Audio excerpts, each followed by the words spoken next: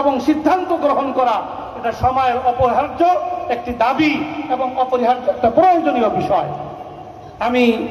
খুলনা বিভাগীয় কওমি মাদ্রাসার নেতৃবৃন্দ এবং বিশেষ করে ঝিনাইদহ জেলার যারা দায়িত্বশীল রয়েছেন তারা এই বিষয়টার প্রতি বিশেষভাবে মনোযোগী হবেন এবং আমাদের এই কওমি শিক্ষা ব্যবস্থাকে আমরা জাতীয়ভাবে আরো বলিষ্ঠ আরো ঐক্যবদ্ধ করার জন্য আমাদের যে জাতীয় বোর্ড বেফাকুল মাদারিসিল আরাবিয়া বাংলাদেশ,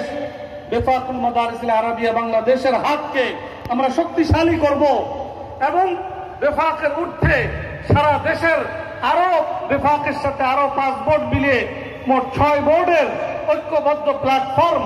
আল হাইয়াতুল উলিয়া লিল জামিআতিল কওমিয়া বাংলাদেশের মাধ্যমে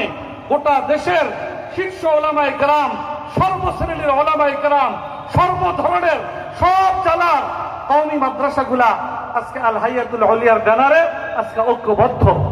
এই ঐক্যবদ্ধ প্ল্যাটফর্মটাকে মজবুত রাখা, এটাকে শক্তিশালী করা এবং এর মাধ্যমে কওমি শিক্ষা ব্যবস্থাকে সামাজিকভাবে, রাষ্ট্রীয়ভাবে, সর্বভাবে আমাদেরকে এগুলাকে আরো এগিয়ে দেওয়ার ক্ষেত্রে আমাদেরকে গুরুত্বপূর্ণ ভূমিকা পালন করতে হবে। আমাদেরকে সুদূর প্রসারী পরিকল্পনা নিয়ে আমাদেরকে পর্যায়ক্রমে এগোতে হবে। এই সকল বিষয়ের প্রতি আমি বিশেষভাবে আপনাদের দৃষ্টি আকর্ষণ করছি। আমি বেফাকুল মাদারিসিল আরাবিয়ার একজন নগণ্য খাদেম হিসাবে আল হাইয়াতুল উলিয়া লিল জামিআতিল কওমিয়া বাংলাদেশের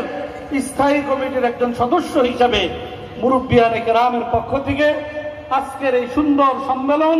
এবং পুরস্কার বিতরণী অনুষ্ঠানের আয়োজনের জন্য নেতৃবৃন্দ এবং মাদ্রাসার জিম্মাদার এবং আমাদের কৃতি ছাত্রদেরকে আমি আন্তরিক মোবারকবাদ জানাচ্ছি, ধন্যবাদ জানাচ্ছি, শুকরিয়া জ্ঞাপন করছি এবং আগামী দিনে ঝিনাইদহ জেলায় কওমি মাদ্রাসার অগ্রযাত্রাকে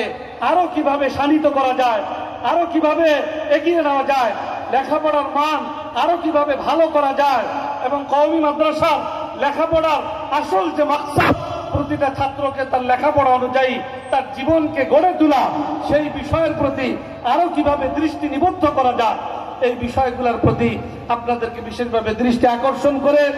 এবং আজকের এই সুন্দর সম্মেলনের আয়োজনের জন্য আবারও মোবারকবাদ এবং ধন্যবাদ জানিয়ে আমি আমার আলোচনা দীর্ঘায়ু করছি না। অত্যন্ত গরম, শ্রোতাদের মধ্যেও একটা বিক্ষিপ্ততা পরিলক্ষিত হচ্ছে এবং এখানে মুরব্বিয়ানে কেরামেরও কষ্ট হচ্ছে। এই জন্য আমি আপনাদেরকে আন্তরিক মোবারকবাদ জানিয়ে এবং এই সম্মেলনে আমাকে অংশগ্রহণের সুযোগ করে দেওয়ার জন্য মুরব্বিয়ানে কেরামের প্রতি শুকরিয়া জ্ঞাপন করে আগামী দিনে ঝিনাইদহ জেলার কওমি মাদ্রাসার অগ্রযাত্রা, অগ্রগতি এবং আরো মানসম্পন্ন লেখাপড়ার প্রত্যাশা ব্যক্ত করে আমি আমার বক্তব্য এখানে শেষ করছি। ও আখিরু দাওয়ানা আনিল হামদুলিল্লাহি রাব্বিল আলামিন।